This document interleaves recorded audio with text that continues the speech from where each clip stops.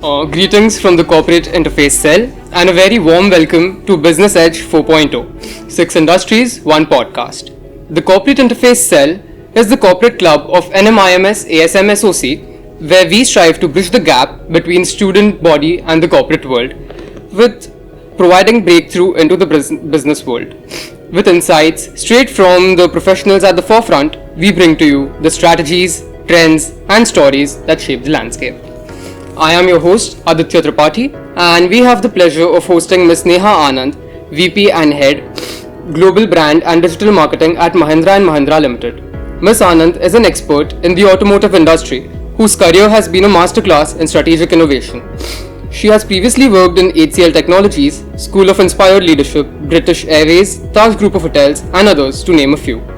She has not only shaped brands but also transcended sectors, leaving a mark. Now let's dive deep into an exclusive conversation with a marketing maven who has navigated diverse sectors with finesse. It is an honor to have you here with us, ma'am. Thank you so much, Aditya, and thank you to your faculty and the student body for having me here today. So, ma'am, you've had a very inspiring career trajectory with over 2 decades of experience as you made the transition between various sectors like IT, aviation, consulting, finally now to the automotive sector. That's right. So, could you please elaborate on the transitions from your previous roles to this one? So I think it's been, like you rightly said, it's been over 20 years that I've been working now, and it's been close to about 7 to 8 industries that I've changed in the last 20 years. And I think one of the key things that I feel, that has kind of kept me going has been really a learning mindset. With every industry, there's something new to learn. Although my core has always been marketing and branding, but the new knowledge of each industry has really helped me grow as an individual and grow as a professional.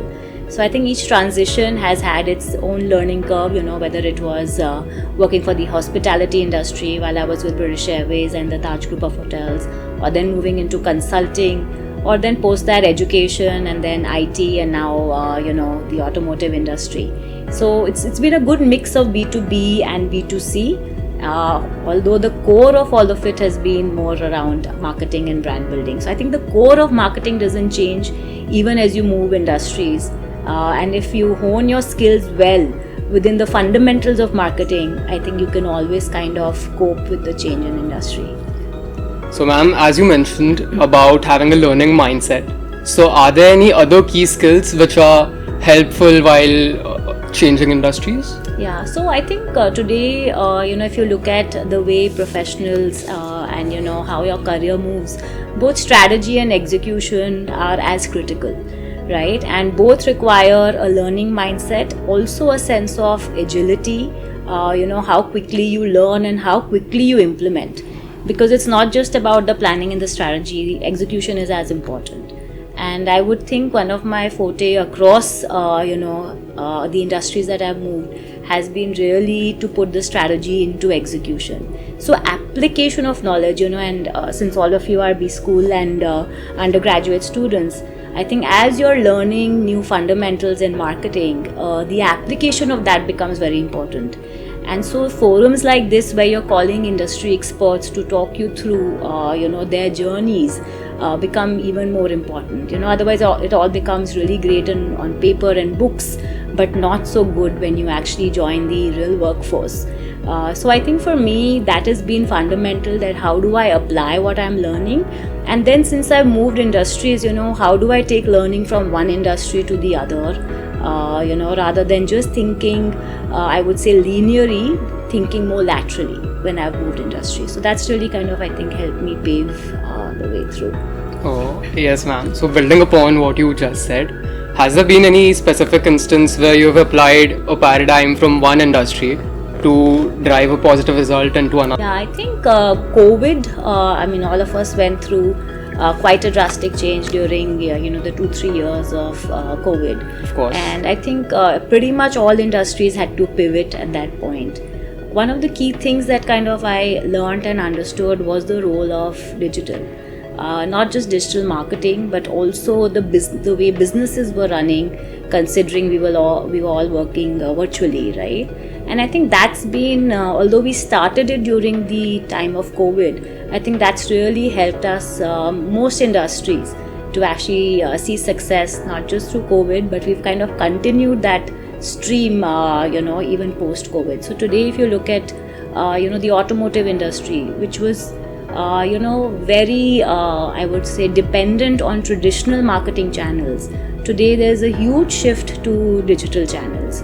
And the numbers that they have seen and the efficiencies that they've seen and the ROI they've seen has been tremendous.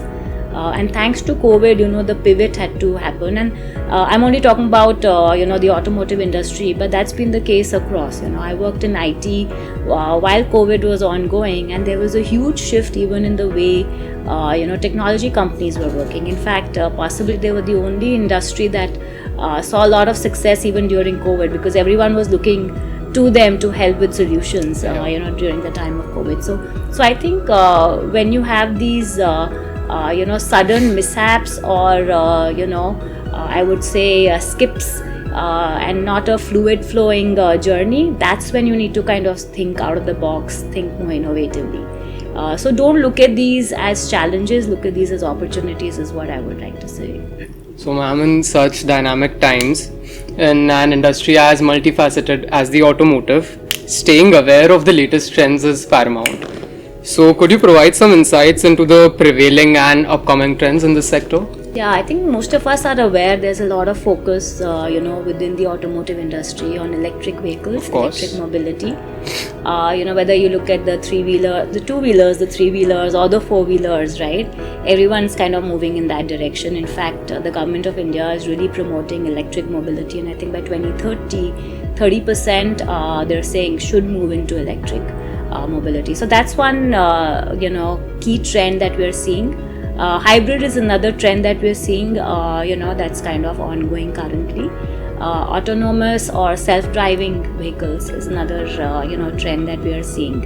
And then software first vehicles. If you look at Tesla today, they're basically nothing but, all tech, So you see software first kind of vehicles also leading the way, and I think that's going to slowly possibly lead the market as well. So ma'am, thank you for the insight into the technological advancements. I would like to ask you more about the consumer behavior evolving in the sector. It's very interesting, consumers today, as we know, are more aware. You and I are also consumers, right? Of course. And I think, with the Amazons and the Ubers coming in, what we demand out of any of our, any product companies is far more CX focused, which is, your customer experience focused than it was in the past. And again, COVID has possibly accelerated that many folds. Right? Today, when I'm buying not just something small from an Amazon, but even when I'm buying a larger product like a vehicle, I want to make sure I exactly know where in the making or the manufacturing that product is. I want continuous communication coming to me. It's like, when you order for a DHL parcel to be sent, you exactly know where it's going. So today on all products, our expectation is as intense, right? And so for every organization today, your customer experience, how do you manage end to end each touch point that the customer is experiencing, to an optimum level? I think that becomes very important for each organization. And ma'am, if we talk about acquiring new customers, so is the STP model still followed, which is I said, some of your fundamentals don't change. Today, however, I would say engagement has become an important part, right? We are all part of the social media platforms. And we all realize whichever brand engages with us more becomes top of mind for us. So while you do all your, the segmentation, and again, it becomes even more critical because today you can personalize the messaging that you're doing, right? So how do I put out a message that's different from Aditya than a message that's different from Neha that will be more relevant? So relevance and context setting has become even more critical today. And you have the technology to actually kind of simplify that and deliver that, right? And so as customers are becoming more demanding, right, technology has also helped us to kind of deliver to them something that is more specific, on point, right? And so I think both work well. I think the winners will be those organizations who really look at customer insights very closely, convert them into actionable, executionable deliverables, and then take the journey forward for customers. Oh, yes, ma'am. And especially from an outside point of view, it is very fascinating to see how much effort a brand puts into customer retention and engagement. It really increases the respect for the brand in the consumer's minds. I think there's no choice today, right? Competition course. has become so stark, right? If each brand doesn't do it, they kind of lose with the customer. So I think every brand is kind of fighting for that mind space, mind share of the customer, and the experience just kind of helps to augment that further. Yes, ma'am. So, given the rapid evolution of technology, how do you see marketing professionals using it to gain a competitive edge? I think it's a very interesting time for marketing professionals today, right? I think today marketing has to speak the language of business. It's very easy today, you have digital that is kind of in many industries leading the way. So it's very easy to kind of get lost in the numbers of digital. Whether you're looking at engagement scores or amplification scores, whether you're looking at performance campaigns, you're looking at awareness campaigns, it's very easy to get lost. There's a plethora of data available there and metrics available there. But I think what I would really like to urge as you all are studying marketing, would be really how do you connect it back to your business goals. So what is the top line growth? How is marketing really impacting that? If you're generating leads, how is that converting and really bringing in more revenue? Or you're looking at cost saving? How are you looking at customer lifetime value creation? So when you run a loyalty program, you're not just looking at here and now, but you're looking more long term.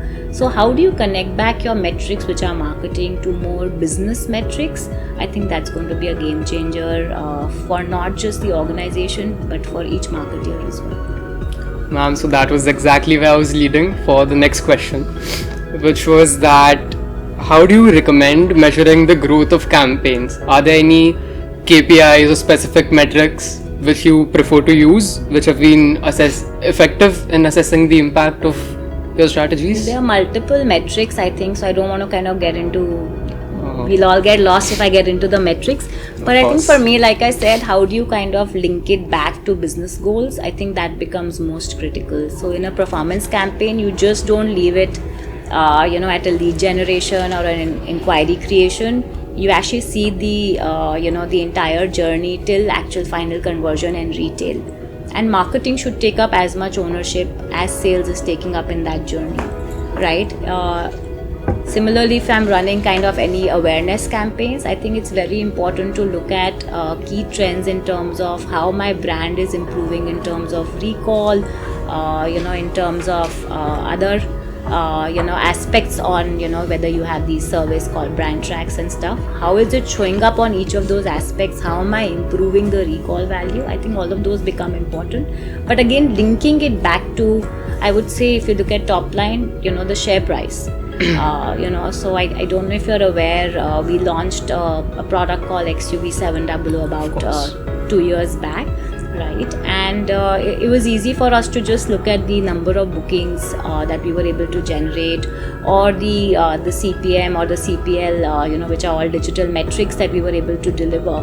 But I think important is what is the kind of revenue we were able to bring in.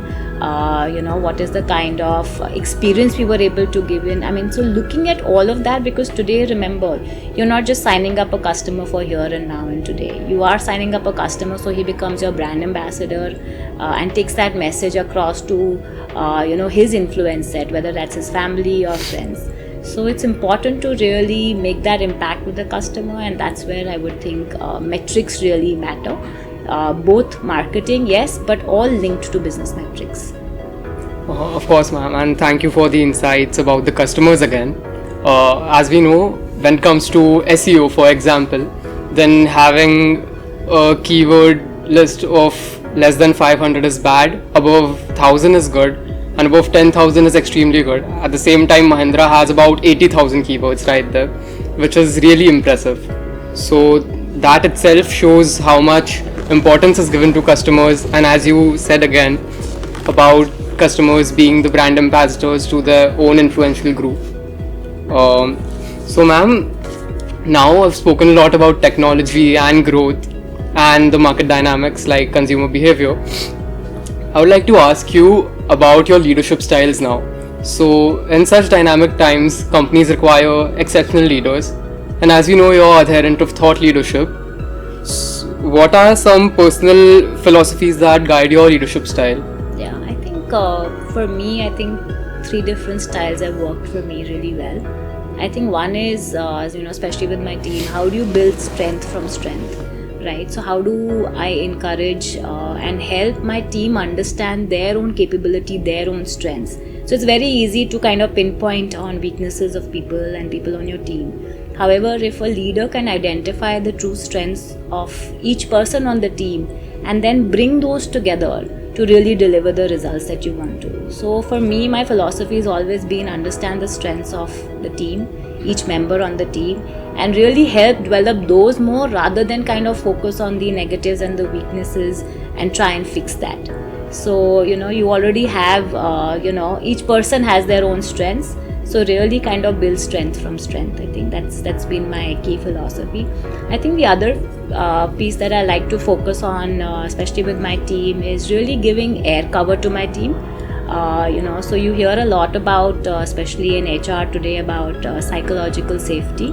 So how as a team leader you can kind of give that safety so that team members can really focus on the work that they need to look at, rather than kind of think on whether I'm being compared to someone else, whether I'm doing my job well or not. So as a team leader, really giving that air cover to your team to say, go experiment, go try out something new, and I have your back, right? Just that assurance really, and I've seen in the team as well, the kind of innovation we're able to do, because there is a sense of safety on the team, that my manager is watching over me, and watching my back. I think that has really kind of helped, get the team to do really different things, new things, in a very short, duration of time.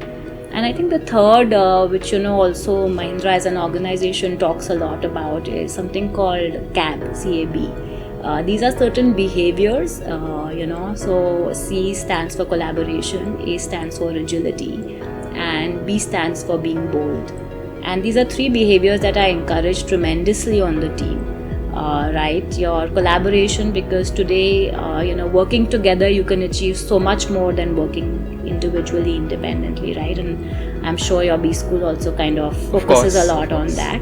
Agility today, because things are changing so fast. So how do you very quickly pivot, do new things, ensuring that you're secure on all fronts, and then it's very easy to kind of get into a speed game that I need to kind of deliver fast.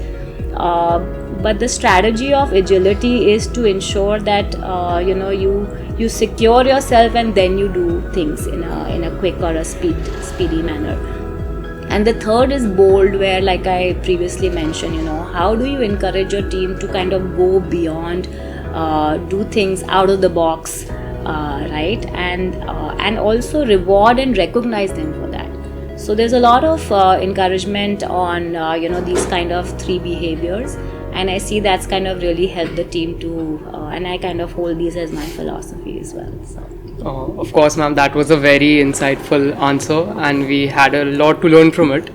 And also, thought leadership as a concept sounds very intriguing, and I'm sure many students haven't heard of it. Can you please elaborate a few lines on this? Yeah, so in my previous, I don't do thought leadership now. I did that in my previous organization while I was working with HCL Technologies. So as you would be aware, business to business, HCL, most tech companies are business to business, right? And in that it becomes really important on, how do you, in a consulting setup, really put out, your thought leadership. So, for example, if a company is going through a downturn, how do you kind of talk them through on experiences of other industries or other leaders who've been able to come out of a similar situation, right? In kind of referring back to the kind of approaches that you would have as a consulting firm. So packaging all of that together, not as a as a sales pitch, but packaging all of that together to facilitate an organization or an individual to do better.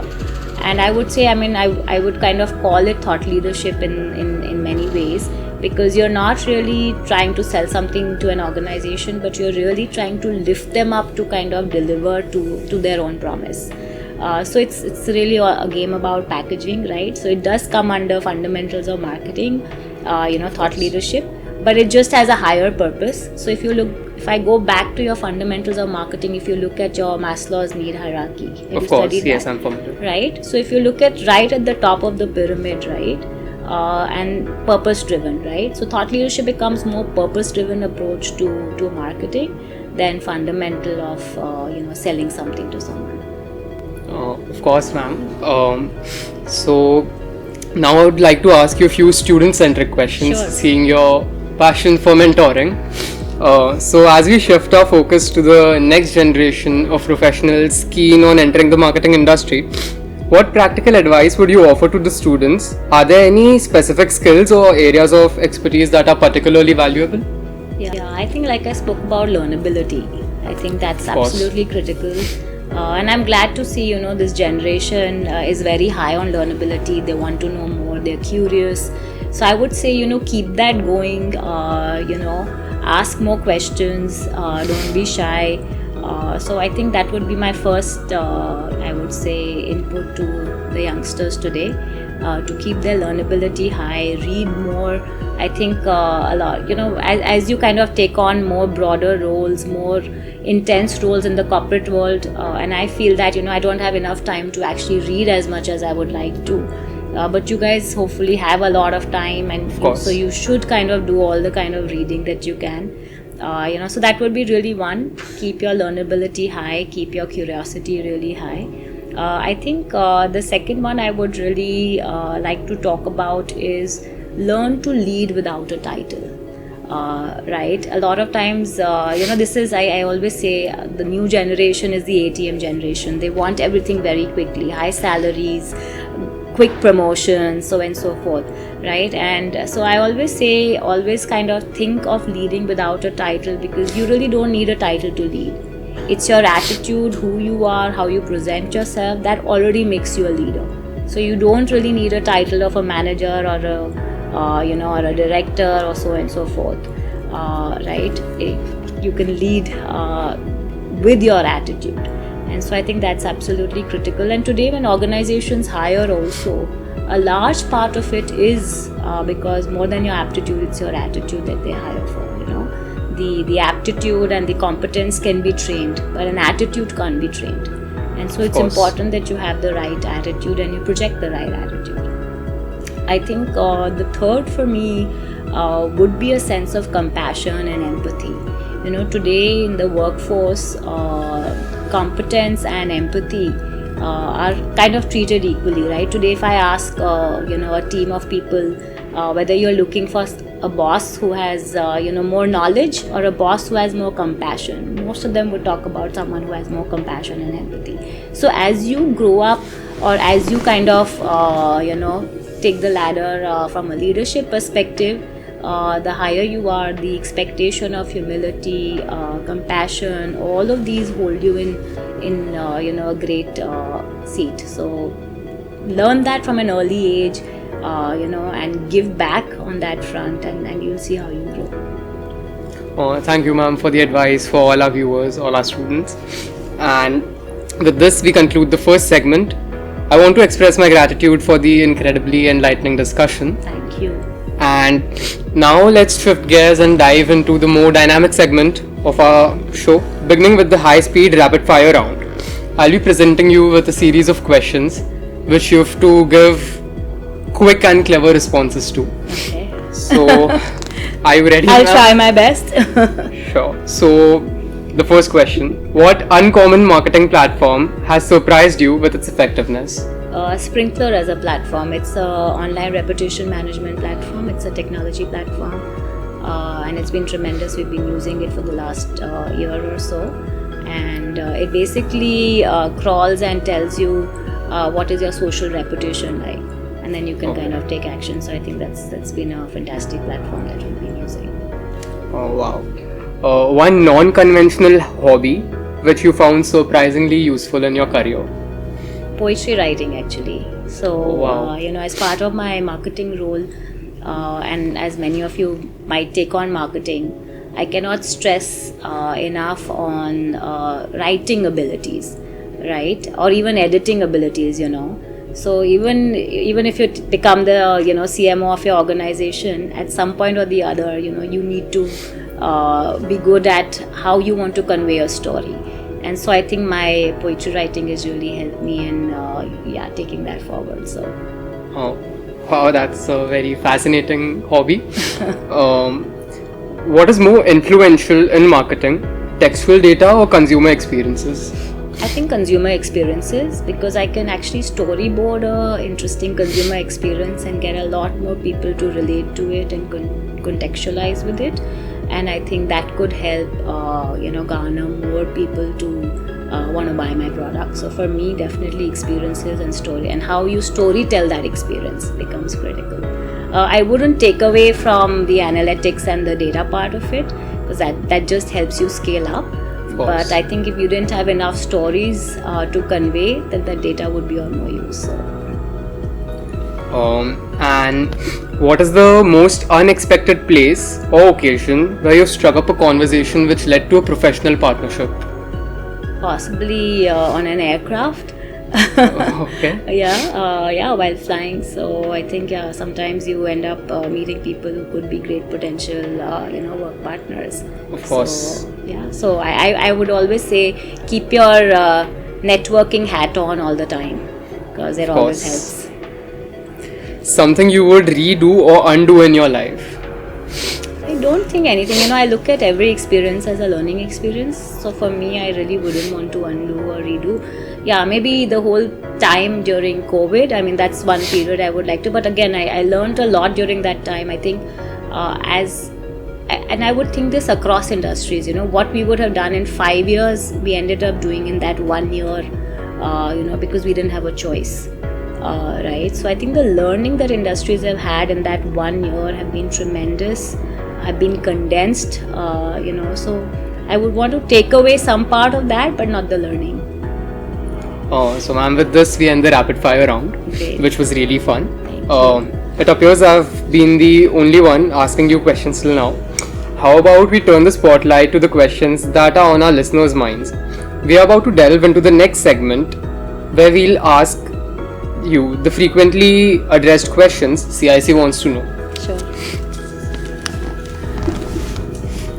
So ma'am, this is a board we have. Okay. And we'll be peeling off these white stickers, revealing the questions to you. Okay. So the first question is, does a particular movie or TV show resonate with you? Yeah, I've been watching Suits again and again. I think some of you would have watched that. Of course. And I think that resonates with me pretty well. I like Harvey's character, and it's a very fast-paced show.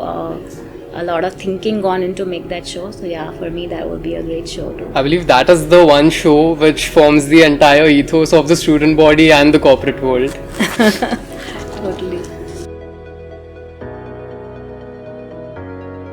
Does your day have a secret hack for handling an overflowing email inbox, or is it a perpetual game of catch up? I think it's a mix of both, but I'm blessed to have a great secretary who helps me with my email inbox. So I think I'm able to kind of manage and get the day through. We were really glad, and to be honest, quite surprised when we got your response really fast, despite you being in a different time zone. Thanks to her. So yeah, kudos to her and all who help some of us who might feel stretched at different times. So. Does the corporate ladder still exist, or are we all on a corporate jungle gym now? I think that's an interesting question. I think a lot of organizations have gone pretty flat. And again, I did speak about lead without a title. Of course. So I think the corporate ladder still exists, but I would like it to be more of a corporate jungle gym. I think that gives equal opportunities to all. And I think if you're leading without a title, you really don't need the corporate ladder, right? So I would prefer the corporate jungle gym, but I think the corporate ladder still does exist. Does your organization have any traditions that are unique to your culture? It's interesting. I think we have something quarterly rewards and recognition, Of course. and I think the focus, and many of you must be reading Anand Mahindra on Twitter Yeah. as well. A lot of the focus is really to encourage the employees, to encourage work well done, to ensure that there is no red tapeism in the organization. And I think as a tradition, we do a lot of reward and recognition, not just occasionally, but it's a fixed every quarter it's done. And we want to kind of call out good work done. And we feel the more you encourage people, the more they kind of do even better. So I think that's part of the culture. It's ingrained well, and we do it diligently. So. Does the concept of work-life balance hold the same significance at the executive level? It's an interesting question. And so I think for me, and I would only like to answer for myself, right? I'm pretty much a workaholic. So for me, and again, I wouldn't say it's good or bad. I think each to themselves. So if Sundays are important to me because that's where I kind of focus on beyond work, but rest of the week I think it's a very, I would say, a slight slide into from work to other stuff and then back to work. But work for me is my passion. I love what I do, and I think which is why for me I'm okay with that. Do I want to kind of spend and balance more time at home and stuff? I would love to. But hopefully as we go along, I'll get better at that. Yeah. Of course. So, ma'am, with this, we end this DOES board and its questions. Thank you. That was an interesting one. Thank you, ma'am. And before we move to the next segment, I would like to ask you if you actively use emojis on your phone. I do. So, ma'am, this is going to be a really fun round for you. Okay. So, I will be giving you some situations to which you have to react with an emoji. Okay, let me see all the emojis you have. Alright. So, for example, if the situation is our reaction when you agreed to come on the podcast was this. Okay, So, sure. ma'am, please take these emojis. Alright. So, ma'am, the first situation, you're in a global marketing meeting and you suggest a strategy that raises eyebrows at first.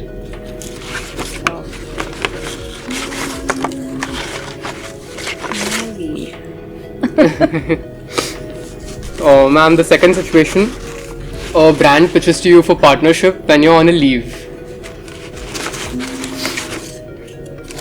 I would do this again. Okay, fair enough.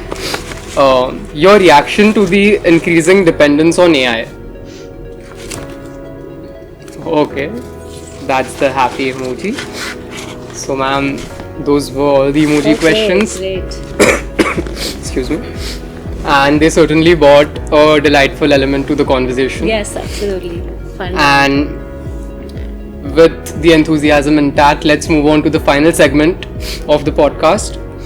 And we've covered a lot about the work that you do. Now we would like to ask you some questions we call as beyond the boardroom. Okay. So, ma'am, can you share your favorite destination for an international business trip? London. I actually did my master's there, so for me, London holds a special place. So definitely, maybe London. How does being in the automotive sector influence your own car purchasing choices? Interesting. It does actually. I understand. I mean, I did not come from this sector earlier, right? So for me to understand what goes behind making a vehicle, I think that's been a very interesting journey, right? And and I absolutely kind of believe in what Mahindra is trying to do, especially with its new set of SUVs, and would definitely want to get one of those as part of my vehicles. Any indelible encounter with a celebrity for a campaign? Yes, Vicky Kaushal very recently. Oh, wow. Can you tell us more about the encounter? Well, we actually did an interesting homecoming for some of our electric vehicles in Hyderabad in February this year. And we were looking at the right celebrity to walk the ramp to, launch our electric vehicles. Yeah. And one of the products was this more rugged off-roader, which had a very army kind of feel. And so after exploring a number of other celebrities, we kind of said, okay, Vicky kind of makes the cut. And it was very interesting to meet him, full of humility. Even on stage, he called out to Mr. Anand Mahindra, and he had great things to say. So I feel, although he's been part of many of these, nationalistic movies, he also holds nationalistic emotion very closely to his heart. So I think that was very endearing. And ma'am, the last question. If you had to choose another career for yourself, what would it be? I think poetry writing. I would possibly want to take that up full time at some point. Oh, wow. So, our conversation here with Ms. Anand has come to an end, and she has been a source of enlightenment as she graciously shared her invaluable insights and experiences within the realm of marketing, automotive, and more. I'm confident that our viewers have greatly benefited from this discussion. And Ms. Anand, I extend my sincere appreciation for your time and participation. It has been a true pleasure to host you on Business Edge 4.0. I hope you had a wonderful time. Absolutely. Thank you so much, Aditya.